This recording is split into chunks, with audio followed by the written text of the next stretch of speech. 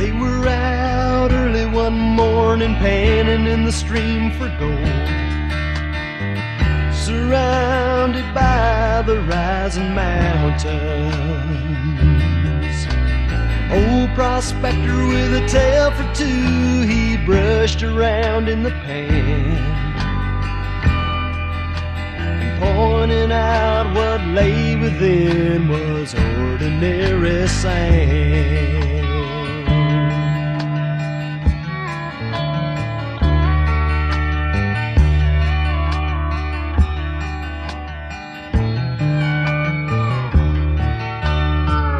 He began with his story about 20 years before, and a younger man who sought his fortune. With a tear or two he told of searching for his treasure, but making known the gold he sought was ordinary pleasure.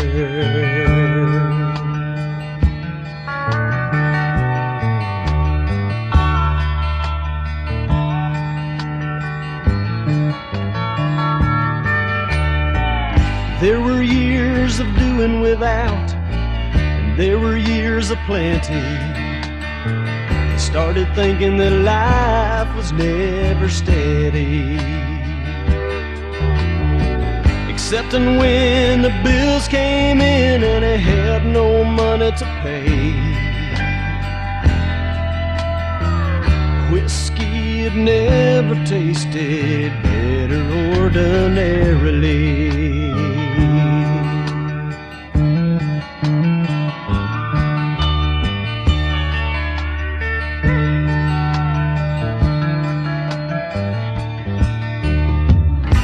Concluded his story as it filled the air with a laugh, saying how he found the Lord and Savior,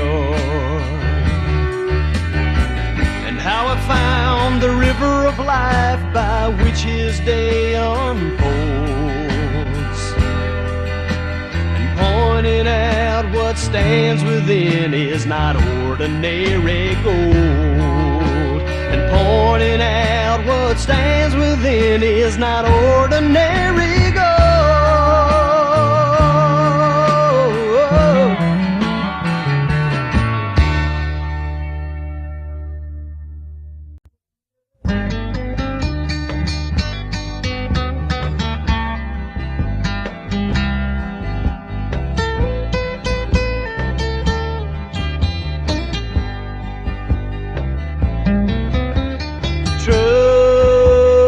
Trust in God,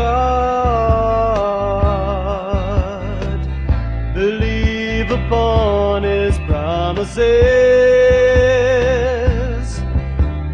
Through His word we can see His wonders,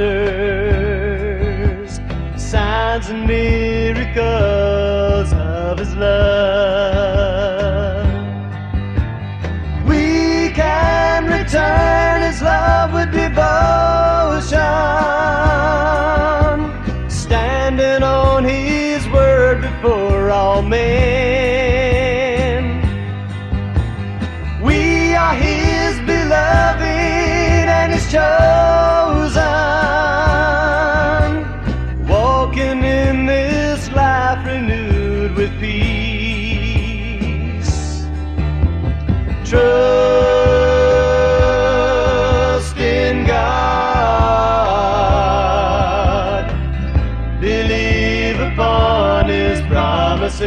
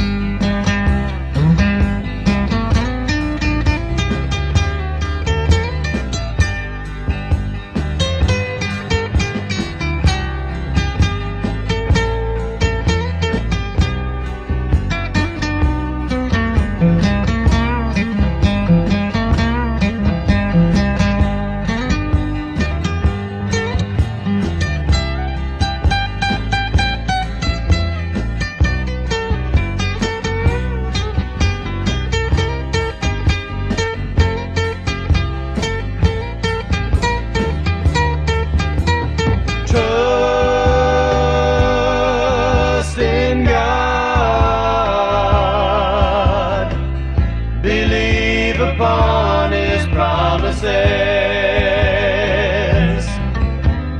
Through his word we can see his wonders,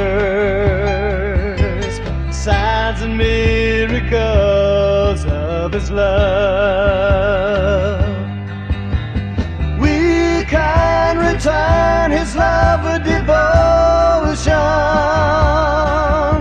standing on his word before all men.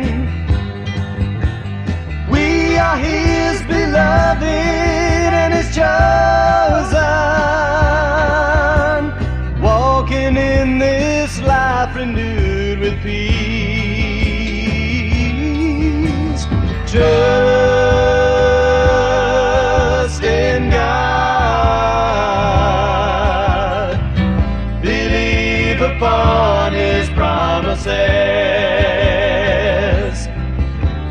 Trust in God, believe upon his promises. Believe upon his promises.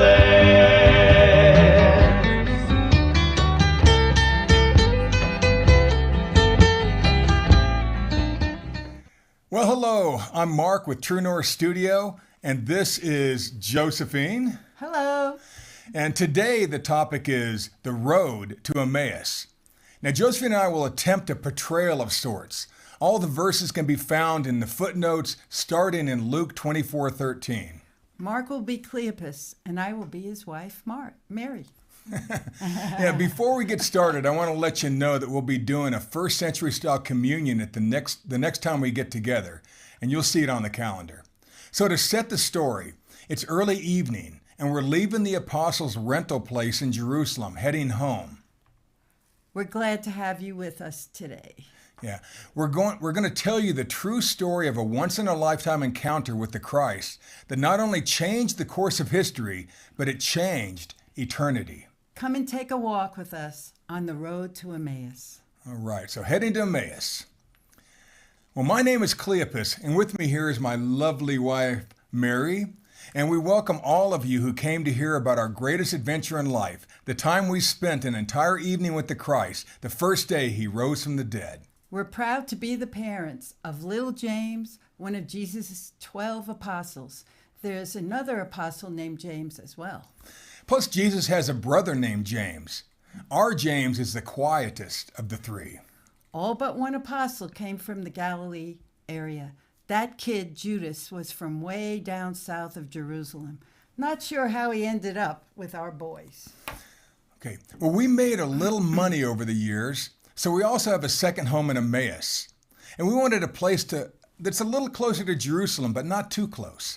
We also wanted to be a little closer to the temple. Plus, I was tired of staying with family 3 times a year during the feast. You know how family can be. Well, now I'm not sure if you knew it, but those years of walking in huge groups from Galilee to Jerusalem was where Mary and I first got to know the boys that became Jesus' apostles. The kids hung out in packs. The boys walked, camped, and spent days and days together. 3 times a year, everybody watched out for everybody. You know, so Emmaus is a beautiful little town with spring-fed streams. It's an oasis. It's lush and green with huge trees. Plus it has natural hot spring baths. I don't like the hot springs so much, but Emmaus is only 3.5 miles away. Maybe an hour walk from Jerusalem. Not too bad. That's just under 8,000 steps each way, if you keep track of those things. I do. Okay, because Emmaus is in a strategic spot on the road between Jerusalem and the Mediterranean coast, they tell us it's going to become a Roman colony soon. That means Emmaus might eventually be a tax-free zone. We like tax-free. We do. Well, young Dr. Luke, the traveling companion of the Apostle Paul, was inspired by God to write about the interview Mary and I had with Jesus, walking down the road to Emmaus. I hope you like the story. The Road and the Traveler. So after the crazy emotional last 3 days, after the brutal torture and death of Jesus, we leave the noise and confusion of Jerusalem behind and begin walking back to our quiet little place right off the road in Emmaus. I was not happy with you, Cleopas. Hey, she was ticked off at me because I made her leave our son and all her friends while we were all grieving together over the death of Jesus. Plus, our son and all the other apostles told my Mary that they were crazy because she and Mary Magdalene told us they had seen an angel and saw Jesus in the flesh. It's not a good idea to call Mary crazy. She's still a little touchy about that. We'll see who's crazy. There was a little too much emotion back at the rented room, if you know what I'm talking about. So I told Mary it was time to leave. All this talk about angels and Jesus up from the dead. Actually, I was expecting Jesus to rise up and rally the people, maybe take over Israel like King David, but to rise from the dead? But now he's gone. Up to that point, not a single one of you big, strong men had actually seen an angel, nor had any of you guys seen the risen Messiah. Only us women. Okay. Well, I didn't believe a word of it. So like the stubborn fool that I am, I told Mary, enough is enough. We're heading home. And that's where something began to simmer deep within me. Mary here didn't want to make a scene, so she hugged our son James and said goodbye to her friends, and we were out the door. Leaving that room, leaving my friends, leaving the disciples, and my son was hard. What made leaving even harder was my wife had been traveling with Jesus, our son James, and the other apostle boys off and on for the better part of a year. Mary was even one of the women who stood with Jesus' mom when Jesus was being crucified. I cannot get that image out of my head. We had given Jesus and the apostles quite a bit of money, supplies, and food. Mary was like a second mother to the boys. But to feed Jesus and those young 12 healthy men was spendy. Most of the boys still had wives to support, even though they weren't working their regular jobs. Hey, that was extra, let me tell you. Did you guys know that Mary Magdalene was a poor little rich girl who helped finance and support Jesus and the boys? Joanna and Simone gave a lot of time and money too. Well, while traveling up and down Israel with Jesus and the boys, we saw miracle after miracle. It was mind-blowing. God is good. We better get on with the story, Cleopas, and tell them why we left Jerusalem and why my husband made me leave our son and my friends. Okay. Well, Jesus had been betrayed by one of the boys, that Judas fellow. We didn't know him as well. Our rabbi had been beat and tortured by the Romans for many, many hours. They did unspeakable things to him. They even crucified him in public, stripped him naked, he bled out right next to the northwest entrance to Jerusalem. That's where he sang his victory song and died for us. That day the skies turned black. The wind kicked up. A small earthquake even shook the ground under our feet. It was surreal. Then Joseph from Arimathea and Nicodemus were allowed by Pilate to remove the body. They wanted to clean and bury him properly. What had started off as an exciting year turned deadly. We were all afraid they would come for us next. It was horrible. We thought it was over for us. I hear you. So we said our goodbyes to the boys. I grabbed our bag, pulled on Mary's arm, and we left our son and the other apostles. We wound our way through the noisy, dusty, crowded streets of Jerusalem and walked into the setting sun. Jerusalem was built on a hill, so the late afternoon view heading west was breathtaking. It always was. I trusted that Cleopas knew what he was doing, but I hated leaving. Yeah. Well, we started walking down the wide, crowded cobblestone road the Romans built and headed downhill to our beautiful Emmaus. The trees are already in full leaf, and the road drops softly into the valley like a song, and the sun was in our eyes. Once we were a few hundred steps away from Jerusalem, and we had managed to separate ourselves from all the other travelers. I let Cleopas have it.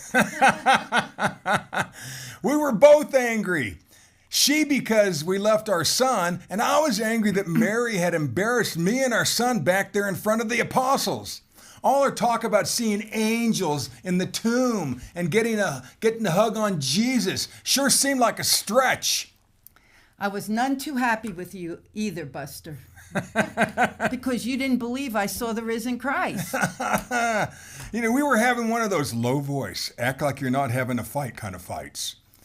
No sooner had we started arguing, a foreigner in different looking clothes walked up behind us and started walking with us. Have you ever had a stranger walk up behind you and start walking with you? Out of nowhere, this guy was literally walking in step with us. He basically just decided he was going to join us. He made himself part of our group. He acted like he knew us. How y'all doing? Travelers are lonely. We didn't mind. He was a welcome distraction. Plus, he was very handsome. This guy seemed to listen to us for a few minutes, intently, smiling, looking at each of us as we walked and talked as privately as we could. And then he spoke and just changed the subject and started sharing the word. Now, don't you love it when someone you don't even know redirects your conversation? We had no idea who this guy was, but he was dressed pretty nice. He was. Mm-hmm. Those of you who live in a city can usually pick out the tourist. This guy looked like an out-of-towner. He even had a funny accent. He was about our son's age. Now he begins to ask us questions. I felt like an interview. So, the interview. Here's how I remember it. The traveler said, "What are you two bickering about? And why are you so sad?" That was a loaded question. Now, I look him in the eye and say, how is it even possible you've been in Jerusalem these past few days? How can you be the only person who hasn't heard about what's happened? We stop walking and just stand there. And the traveler said, "What happened? And what are you talking about?" We've been talking about our rabbi, our son's friend from Nazareth, a man named Jesus. He was a mighty prophet who did amazing miracles and preached a powerful message to anyone who would listen.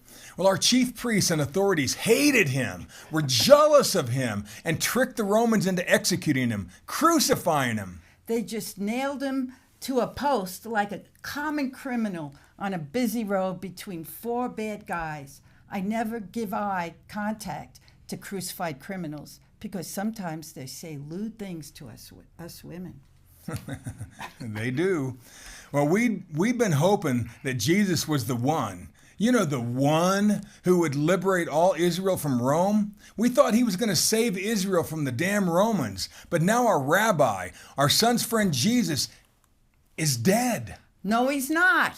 Then earlier today, some of the women in our group, including my Mary here, really shocked us. They went to Jesus' tomb early this morning, but came back and said they didn't see his body anywhere, said it was gone. We were horrified, shocked, and confused. Why would anybody steal his body? That's just the part of the story, Cleopas. Here's how it really happened. Last Wednesday, my girlfriends and I, Mary Magdalene, Simone, Joanna, and a couple of others had seen two elders bury Jesus improperly. We saw Joseph of Arimathea care for Jesus' body and wrap him up in a sheet. Then he had his men place Jesus in a brand new tomb. We couldn't believe he was gone. Just so you know, Mr. Traveler, sir, the girls weren't aware that another friend of Jesus's, a man named Nicodemus, came back and helped bury Jesus in the traditional manner. Whatever. How would we know Nicodemus was off buying the spices and grave wrappings? So we went and bought some. We planned on going back to the grave after the weekly Sabbath, late Saturday evening or early Sunday morning. We needed to bury Jesus right. At a traditional Judean burial, we would wrap somebody up sort of like a mummy, with strips of cloth slathered with maybe 75 pounds of very expensive, very sticky and sweet-smelling paste to help cut the smell of death. The grave wrappings went from white to brownish orange. Yeah. So early that Sunday morning, the girls gathered the spices and wrappings they had bought last Wednesday and went back to the grave. We had no idea how we were going to get close to the tomb because of the Roman guards. Those guys are scary and always say nasty things to us ladies. They're bad. By the way, how were you girls planning to move the huge stone off the opening? We'd deal with that when we got there, Cleopas. God always makes a way. Because of the almost full Passover moon, it wasn't super dark outside. But as we got close, a shock went up our spines. We froze. Someone had already moved the huge stone that covered the tomb door, and the guards were gone. Something was wrong. Well, they told me that they inched up to the grave, and they stooped down and looked inside the dark, dark tomb. And they said there was a handsome young man just sitting there.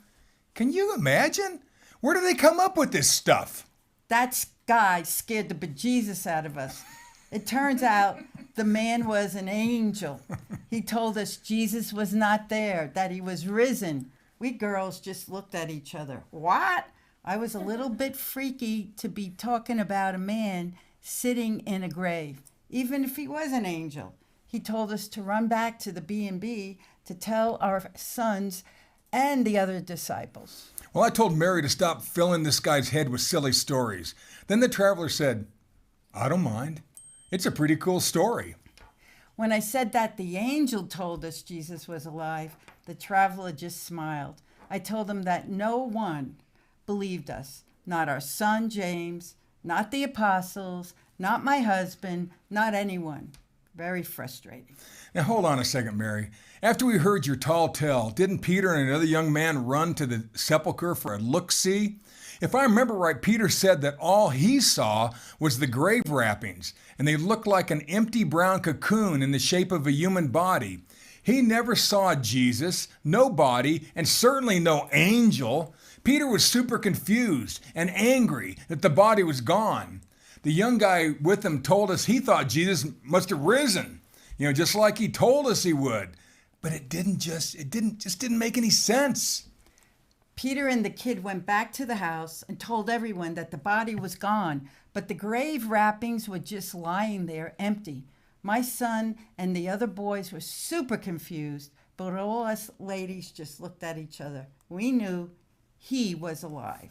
And we found out later that young Mary Magdalene had left the room and followed Peter to the grave, but stood back a little bit watching. Look, when Mary took off, I followed her too. Mary got there a minute before I did. That girl is a crazy fast walker. I think she really went back for another look because she had to make sure she saw what she saw. Plus, it was still dark outside. Now, here's where the story gets really good.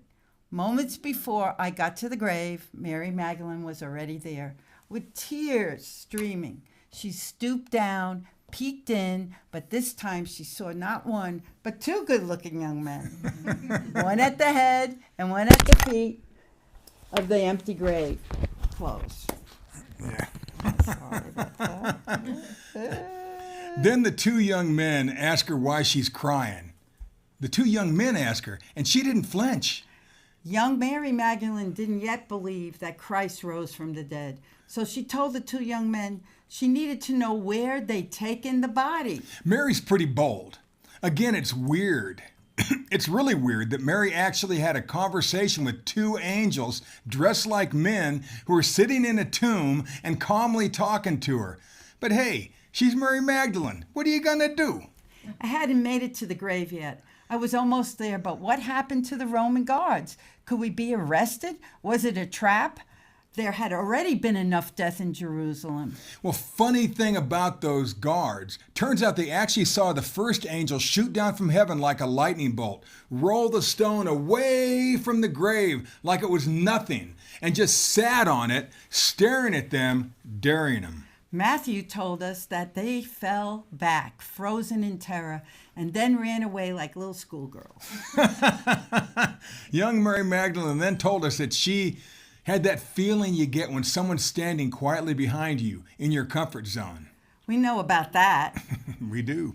Young Mary whips around, still bawling her eyes out, and sees a man standing there dressed like a gardener or the caretaker of a cemetery. That would have freaked me out. But Mary was different. Like it was a normal day in the garden.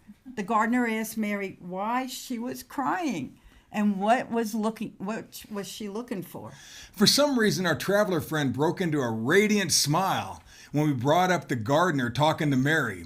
Young Mary then asked the gardener where he moved the body. He did not answer. Hey, I'm jumping ahead a little bit, but if this gardener guy really was Jesus, I'm not sure how he would have been able to keep a straight face.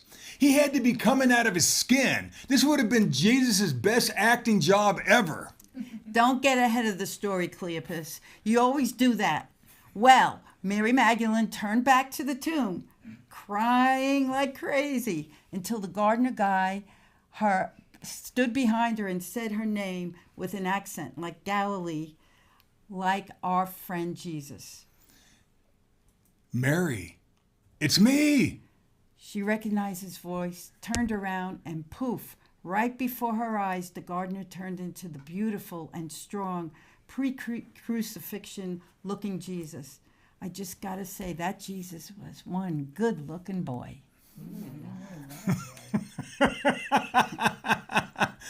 Mary Magdalene said the man became Jesus.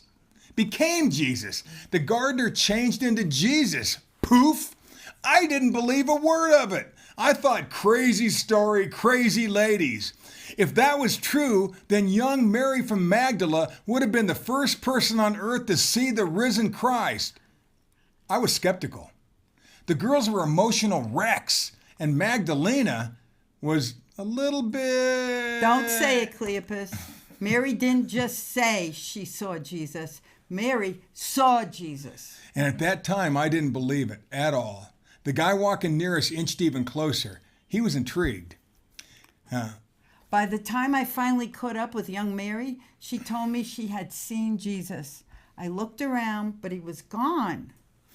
Then as the girls were walking back to the house, suddenly, walking toward them, was Jesus with a huge smile on his face and his arms out. And he said, "It's great to see you. Greetings." In shock, we both fell to our knees, grabbed his legs like there was no tomorrow, and then as quickly as he appeared, he just vanished. Now, Jesus was a joker at times, and he liked to have fun. Like the time he walked on the water through the storm, and when he wave-walked his way to the boat, he acted like he was just on a Sunday stroll and started to walk past the boys and past the boat, and the boys flipped out. Cleopas, you're way off track again. Well, Jesus was there with us for a minute, and then he just vanished. Poof, gone. Mary and I looked at each other like, what just happened? But it was him. Jesus actually rose from the dead, just like he said he would. The girls hustled back to the rented room where all the men were gathered. They busted in smiling, ear to ear. They looked like they'd seen an angel. We didn't just see an angel, but we actually saw our teacher, the Messiah. We saw Jesus in the flesh, true to form. The apostles and even my husband, Cleopas, still didn't believe us. Their unbelief was unbelievable. The traveler smiled, nodded, and gave us the keep talking gesture. The keep talking gesture. What's it going to take for our big, strong men to believe Jesus actually rose from the dead? All us girls already do know. Well, then I turned to the guy walking with us and said, "Sir, this Jesus rising from the dead thing is what we've been bickering about since before we left Jerusalem. It just doesn't make any sense." Well, that was his opening. That was the moment that the traveler smiled and took control of our conversation. I was ready to hear what he had to say. Then the traveler said, "Come on, you two. Why are you being so five senses? Why are your hearts so sluggish when it comes to believing what the prophets have been saying all along about the Christ? Didn't they all say it had to happen this way? Didn't the Messiah have to experience many kinds of sufferings before he could finish his work, rise from the dead, and come into his glory?" He went on to say, "Look, Since you two are heading to Emmaus, and since we're talking about the Christ, I have just enough time to share with you what I know about the Messiah, starting with Moses and then working through all the prophets. Sounds good? He had committed to memory every single verse that mentions the Messiah. Most verses we'd heard, some we hadn't. But as he was talking, something began to change in me. It was like the lights were turning on inside me. The hour walk seemed like a minute. For an entire hour, he did nothing but recite scripture. We were on fire. Then I saw our house just off the road. It felt good to be home. You know, we didn't want the guy to stop sharing the word, so we invited him over for dinner. But instead of accepting our invitation, he said he needed to keep going a little further. Hey, Mary basically begged this guy. She begged him to stay over. He had to be hungry and need a place to stay for the night. It blows my mind that it was still Sunday. What a crazy day. Well, after a lot of asking, our amazing new friend said he would eat with us. He sat down and talked with Cleopas while I prepared some food. Mary always has a little food partially prepared before we would leave in the morning. We snacked on olives and figs until Mary stoked the fire and heated up some bread. Then, just as I served the bread, the traveler did something the apostles had been talking about since that last supper they had with Jesus. They called it the memorial, or something like that. You know, the memorial was when Jesus said at his last supper with the apostle boys that the bread would represent his broken body, and the wine represented his blood that was shed for our forgiveness of sins, something like that. He told them that every time we eat or drink anything, we should remember what he went through for us. I guess that's why they call it a memorial. Our new friend didn't wait for me to serve him. He served us in our home. Now he was acting more like a rabbi than a tourist.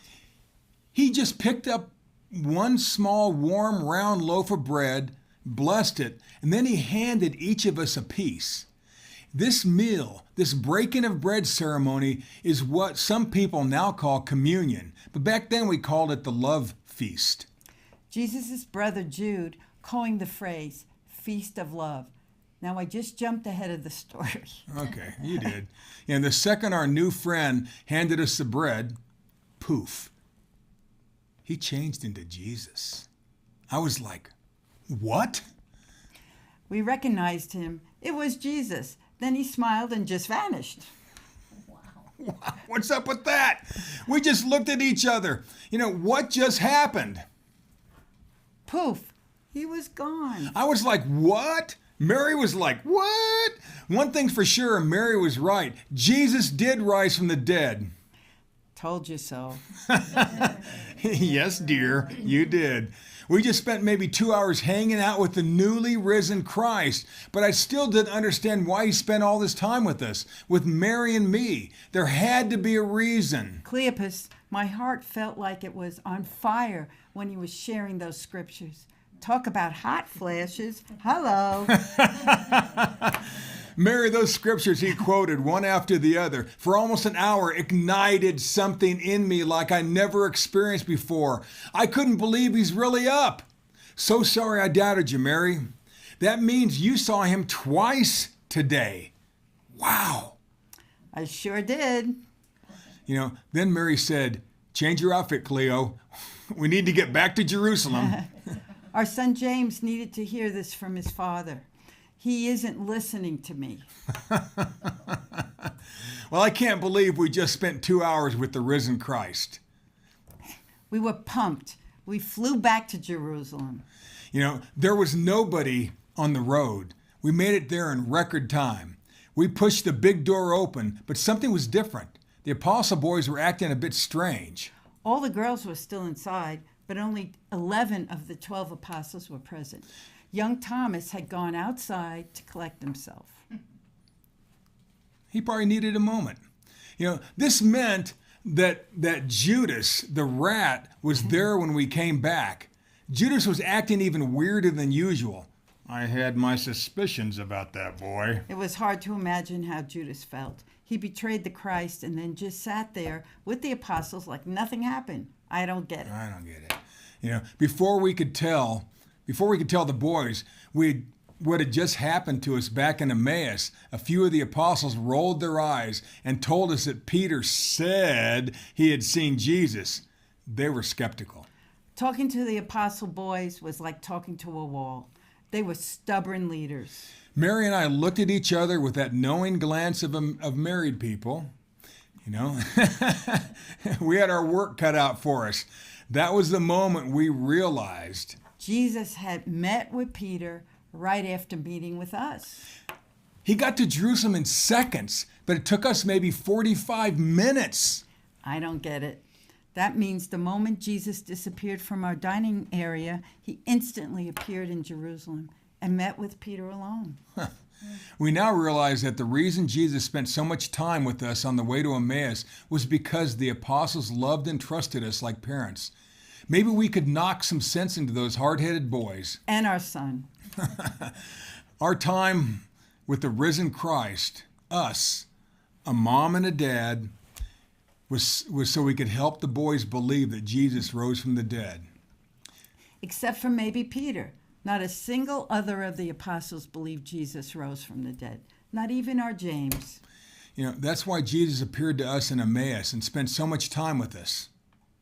But how do you convince people? In hindsight, we know that there would never have been a day of Pentecost. Never have been an outpouring of the Holy Spirit. Never have been Christianity without these apostles, including our son James, believing that Jesus rose from the dead.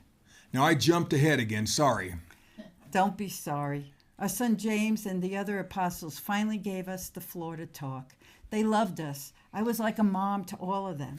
After the apostles stopped yapping about if Peter really saw Jesus or not, Mary and I finally had our chance to share what had happened on that walk home with the incognito resurrected Christ. From the looks on their faces, they didn't believe us. Well, then Mary and I broke into telling them how the mysterious traveler turned out to be Jesus in disguise. All the women were all smiling like crazy, but the boys were looking back and forth at each other, not sure what to believe. Then it happened. Just as we were telling the story about the traveler in our home, picking up a piece of Mary's bread and saying that it represented his body. Poof! Jesus himself in all his glory appeared. At the exact same moment in the conversation where he had disappeared from our house.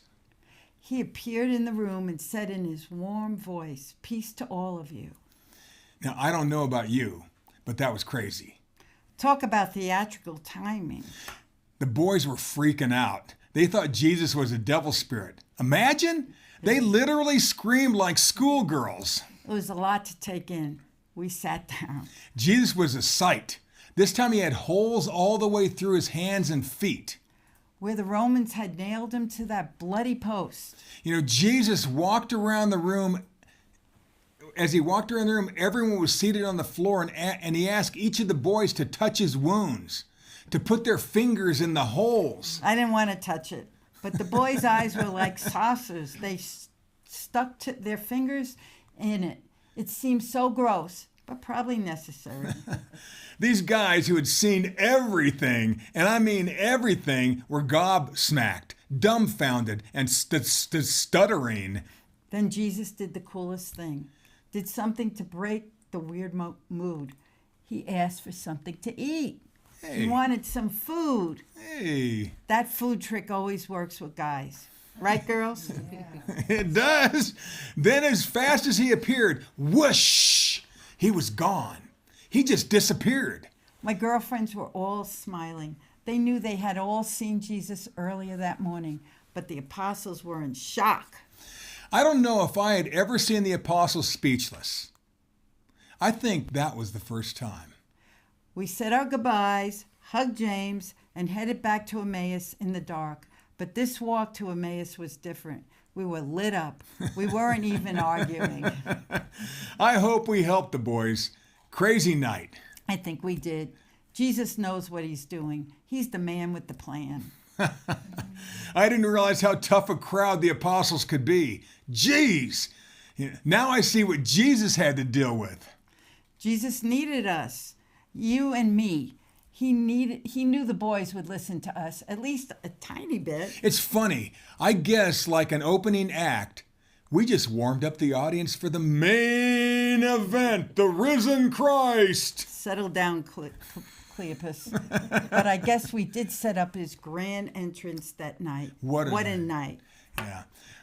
Yeah, that evening, we were able to help a few of the apostles begin to get over their negative belief and hurdle, to help them warm up to the idea that Christ really did rise from the dead. Jesus needed us to help convince all the apostles that they saw, what they saw, that Jesus was alive and well. It's weird. It's really weird, but some of the apostle boys still thought they were getting messed with by spirits. Remember when they thought Jesus was a devil spirit in manifestation? When he was water walking on the lake? They all screamed like startled little kids back then, too. So funny. That was funny. Well, hopefully our son and the apostles are finally ready to hear that Jesus was raised from the dead 3 days after he was buried. Jesus appeared to his closest friends 5 times that day. It's crazy to think that the very first person Jesus appeared to in his newly resurrected body was the young, beautiful, faithful, supportive, and totally sane Mary Magdalene. He changed from gardener to regular Jesus. His second appearance happened just minutes later when he appeared to both me and Mary. That time he looked like regular old Jesus, walking towards us, smiling. That's when we grabbed him. Wow. Third, the resurrected Christ walked, talked, laughed, and sat down to eat with me and Mary in Emmaus. It was the second time Mary had seen him, but it was the first time for me. That time he looked and talked with the accent of a foreigner. Fourth, while we were speed walking back from Emmaus to tell the boys in Jerusalem what happened, Jesus got back to Jerusalem in record time and appeared to Peter alone. Peter never told us what he looked like. And the fifth and final time Jesus appeared that in his resurrected body, that first day was when we went back to Jerusalem. When Mary and I were sharing with the apostles about Jesus appearing to us in Emmaus, that was when he just appeared in the room and took over the conversation. Poof! This time, Jesus looked like he had holes in his hands and feet. As crazy as it sounds, and as gross as he looked, he actually ate with us. I still didn't want to touch his hands. What a crazy first day up. Busy guy. Jesus actually rose from the dead, just like he told us he would, just like the prophets said, just like Lazarus recently did. Wow. I can't understand why it was so hard for those stubborn apostles to believe. Why was it so hard for you, Cleopas? Good point. Touché. Yeah, Dr. Luke once reminded us that Jesus said, if people don't respond to what the prophet said about the Messiah, they won't even be persuaded if they actually saw him rise from the dead. Also, didn't young John the Apostle, Peter's fishing buddy, later remind us that Jesus said, "Blessed are they who have not seen and still believe." Yeah. I wonder what Matthew really meant when he wrote, "For where 2 or 3 are gathered together in my name, there I am in the midst of them." Does that mean that every Christian has somehow met Jesus and didn't even know it? Hey, it can't be any weirder than what happened to us on the road to Emmaus. Mary, did you realize that Jesus had to appear at least 6 more times over the next 40 days leading up to his big reveal on Pentecost? Pentecost was amazing. On that day, every single person who believed that Jesus rose from the dead began to speak in tongues. Wow. Hold on, Mary. Now you're jumping way ahead. Let's save that story for another time. Okay. But Pentecost is such a great story. That was another crazy, amazing day. We now know that the only way to receive Holy Spirit, the only way to get born again, is to believe deep in your heart that God raised Jesus from the dead. That's the big lesson of the day. Jesus Christ rose from the dead, and all these years later, he's still alive. Each of us plays a part in this wild adventure we call life. Don't be shocked when you're asked to do something unexpected for God, something that will move humanity a baby step forward. You're ready. You're all ready. We're all in this game. Jesus chose us to walk with him on the road to Emmaus. He knew we were the perfect disciples to introduce him in his new body to his apostles. What is your road to Emmaus? What is God asking you to do? So, because Christ is still alive, let's all say it together one more time. He is risen, and you are chosen. God bless. God bless.